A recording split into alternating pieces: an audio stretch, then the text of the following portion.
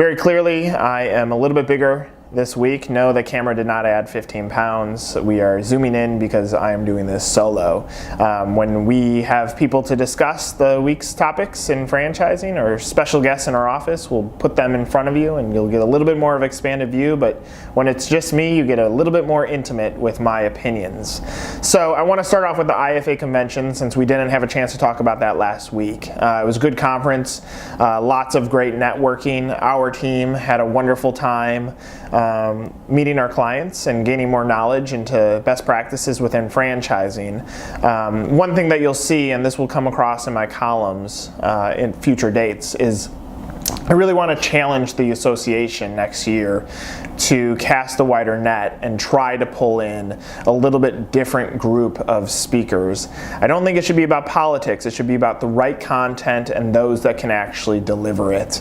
I do believe that if conferences vetted out the speakers a little bit more and made sure that the messaging was on point, that franchisors or suppliers could walk away with some great knowledge, it would make for a better conference. I still believe in the way that TED has produced its speaking engagements, that they're keeping it within 17 minutes. That's a great time frame to actually deliver a solid message. No dodgy PowerPoints. It's really about great content and people sharing information that can be impactful to their business. Speaking of people, one of the better stories of this week came out of Entrepreneur.com in a Sport Clips profile piece on Nate Lehman. It's interesting. I think brands that can find ways to put people first give themselves the best shot at a point of differentiation. When you look at a brand, it's hard to find those points of differentiation, especially in a franchise sales scenario. Oftentimes it's found in those that have been there and done that before. Another interesting story that came across the IFA Smart Brief this week was out of Franchise Times on social media tips for franchisors. No Limit's own Sean Fitzgerald was actually featured in the story, as was Show Home's Matt Kelton. And Matt Kelton said that he expects that 40% of his 20 franchisees that he expects to sign in 2015 will actually come through social media. Well, social media is interesting. I believe that it should be an important part of an all-around branding effort. However, I don't know that it works for lead generation. And yes, that was a foundation of what my agency was founded on, was using social as a way to break through that clutter. But unfortunately, as Facebook has monetized its business, it's made it a lot harder to be social. It is now media.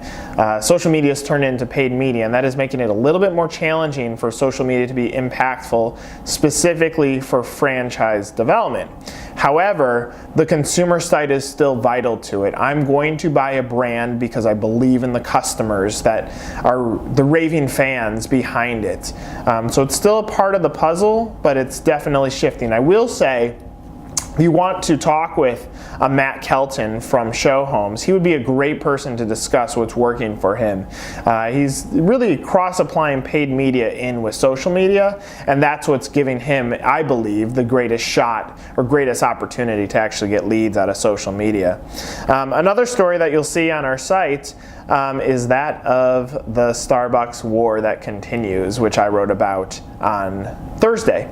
And you can obviously find it by using the search feature up in the top corner and just search for my last name, Powills, and you should be able to find the latest column, or go to the bottom of the site and you'll see columns is the last row on the main page of 1851.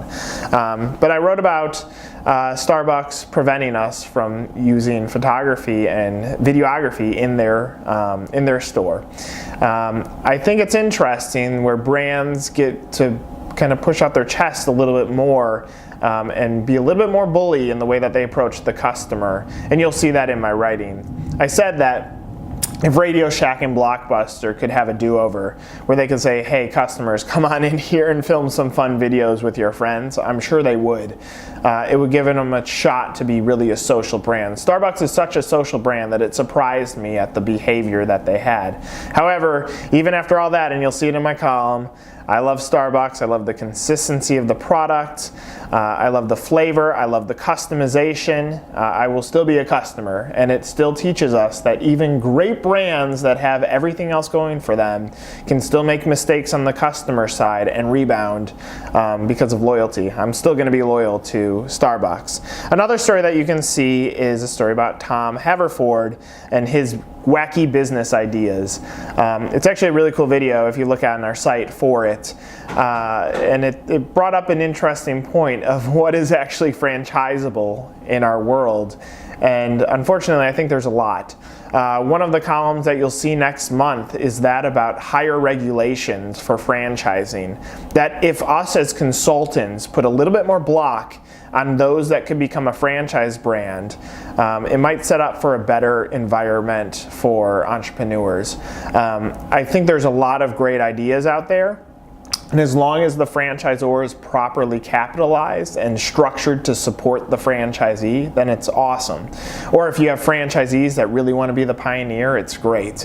But not all ideas should be franchised, and I would love to see a little bit more regulation behind that.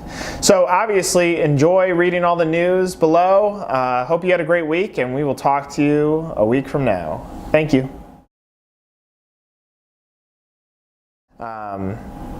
I screwed that up. Let me start over. Digital camera, the camcorder. Now you have to. Digital camera, camcorder. You're gonna have to do that again. Go back to the beginning.